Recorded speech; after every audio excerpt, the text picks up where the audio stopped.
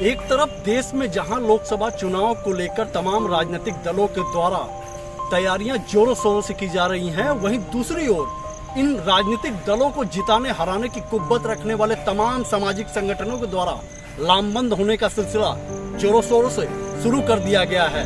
क्योंकि आने वाले 6 महीने के बाद संविधान में लिखे उस भाग्य विधाता का देश की जनता चुनाव करेगी जो आने वाले 5 वर्षों तक उनको सुख दुख भरे जीवन में उनके तकदीर को लिखेगा। फिलहाल बीते 1 दशक से प्रधानमंत्री नरेंद्र मोदी और भारतीय जनता पार्टी की लोकप्रियता देश के सिर पर चढ़ करके बोल रहा है, लेकिन विपक्षी राजनीतिक दलों द्वारा बनाए गए इंडिया गठबंधन ने कहीं न कहीं देश की सियासत को असमंजस की स्थिति में ला करके जरूर खड़ा कर दिया। नमस्कार मेरे प्यारे दोस्तों, जगप्रकाश न्यूज के इस चैनल पे आप सभी का तहे दिल से इस्तकबाल है, स्वागत है, अभिनंदन है। दोस्तों इस वक्त हम लोग पूर्वी उत्तर प्रदेश के मिर्जापुर शहर में मौजूद हैं। मिर्जापुर जिला भगवागढ़ रूप में जाना जाता है क्योंकि यहाँ पे जिले की तमाम सभी राजनीति से संबंधित सीटों पर या तो भारतीय जनता पार्टी का राज्य है या फिर उनके गठबंधन सियासी दल का यहाँ पर एक छत्र राज्य है। लेकिन आने वाले चुनाव में भगवागढ़ के इस किले में सेंध लगाने की तैयारी शुरू हो गई है और सेंध लगाने की तैयारी अब तक भारतीय जनता पार्टी को सपोर्ट करती आई अखिल भारतीय वैश्य महासम्मेलन द्वारा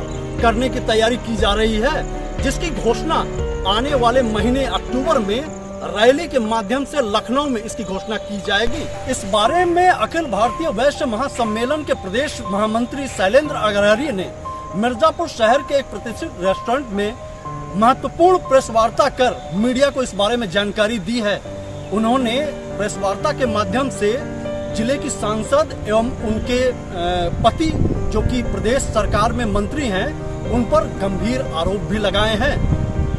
शैलेंद्र अग्रहरि का कहना है कि भारतीय जनता पार्टी द्वारा अब तक वैश्य समाज का अनदेखी करता चला आ रहा है, लेकिन अब वैश्य समाज इस अनदेखी को बर्दाश्त नहीं करेगा और आने वाले लोकसभा चुनाव तक भारतीय जनता पार्टी को या तो सबक सिखाएगा या फिर अपनी हिस्सेदारी राजनीति में वह लेकर के रहेगा। क्या कुछ कहा शैलेंद्र अग्रहरि ने, आइए हम सुनते हैं। आज इस प्रेस वार्ता में हमने अपनी बात रखी है कि वैश्य समाज के तमाम उपवर्ग वर्तमान सरकार में खुद को बड़े उपेक्षित महसूस कर रहे हैं। इसको लेकर अक्टूबर माह के अंतिम सप्ताह में लखनऊ की धरती पर हम एक रैली का आयोजन करने जा रहे हैं। इस रैली के माध्यम से हम अपनी बात, अपने अधिकार, अपने समस्याओं को वहां रखेंगे।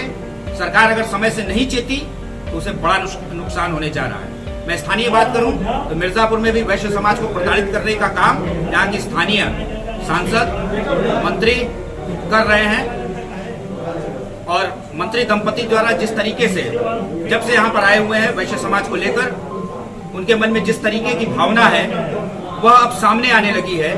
पूर्व में ड्रामणगंज में वैश्य व्यापारी समाज के व्यक्ति को उनके जेठ द्वारा जिस तरीके से प्रताड़ित किया गया, आज तक वह मुकदमा जारी है। इसके बाद हमारे जो विद्यालय यहाँ संचालित हो रहे हैं उसमें शिक्षा माफियाओं को कुदाकर उनके जमीनों पर कब्जा करने की साजिश, अपने गुर्गों द्वारा जमीनों पर कब्जा करने की साजिश रची जा रही है। इसके अलावा वैश्य समाज के लोगों को जिस तरीके से दोयम दर्जे की निगाह से देखने का काम यहाँ के मंत्री दंपति द्वारा किया जा रहा है, या आने वाले समय में उनके लिए बेहद बुरे परिणाम लाने वाला है। चुनावों में या 2024 का चुनाव मंत्री दंपति को बहुत कुछ सिखाने और समझाने वाला चुनाव होने वाला है। दूसरी बात, मैंने आपको स्पष्ट बताया कि शिक्षा माफियाओं के माध्यम से हमारी विद्यालयों की जमीनों पर कब्जा करने के साथ साथ उन्हें पराश्रय देकर अपने दलों में शामिल करके, अपने दल में शामिल करके जिस तरीके से प्रशासन पर दबाव बनाकर हमारे तरकापुर की जमीन पर कब्जा कराने की कोशिश की गई, वह बेहद निंदनीय कृत्य है। और भ्रष्टाचारियों को 8-9 साल से यहाँ पर मिर्जापुर पर बैठाकर जिस तरीके से शिक्षा विभाग के माध्यम से लूट खसोट की कोशिश की जा रही है वह बड़ा निंदनीय। हम इसके खिलाफ सड़क पर उतरने को पाते हुआ जब उसकी निगाह गई तो हमारे वैश्य समाज के लोगों ने वोट किया था। श्रीमती अनुप्रिया पटेल जी थे, उनके पार्टी का गुर्गा था, कार्यकर्ता था। क्या कार्यकर्ता गए दुर्गा ये सब चीज है ऐसे लोगों के लिए।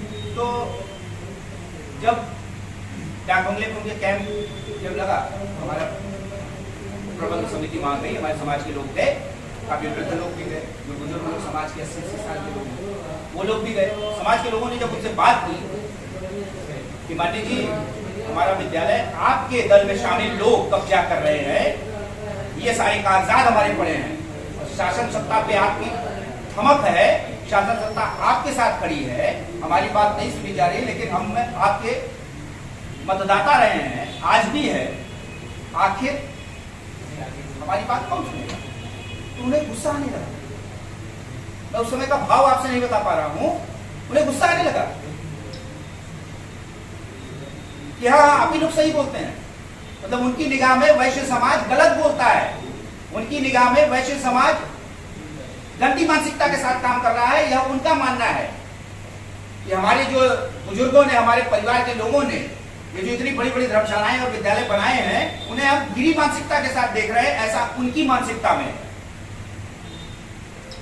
तभी तो उन्होंने कहा ना, क्या मुझे मालूम है आप लोग कितने सही है भाई, रजिस्ट्री हमारी, खतौनी में हमारा नाम, भूमि हमारी, बाउंड्री वाल, बाउंड्री तोड़ के आपका गुर्गा घुस रहा है, तो गलती किसकी है?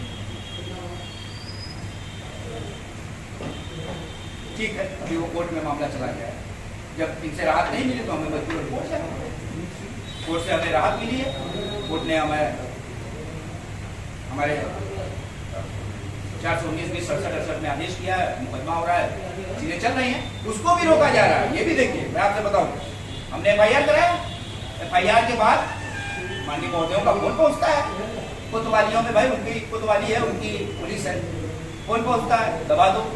हमें हाईकोर्ट से आदेश लाना पड़ा, डायरेक्शन लाना पड़ा, इसमें तत्काल FIR दर्ज करके इसकी विवेचना की जाए और तुरंत मुकदमा भेजा जाए, तब जाकर कहीं कोर्ट में मुकदमा विवेचित होकर पहुंचा। ये परेशान करने की इनकी नीयत मैं बता रहा हूं वैश्य समाज को। तो सम्मान है हमारे समाज का, विद्यालय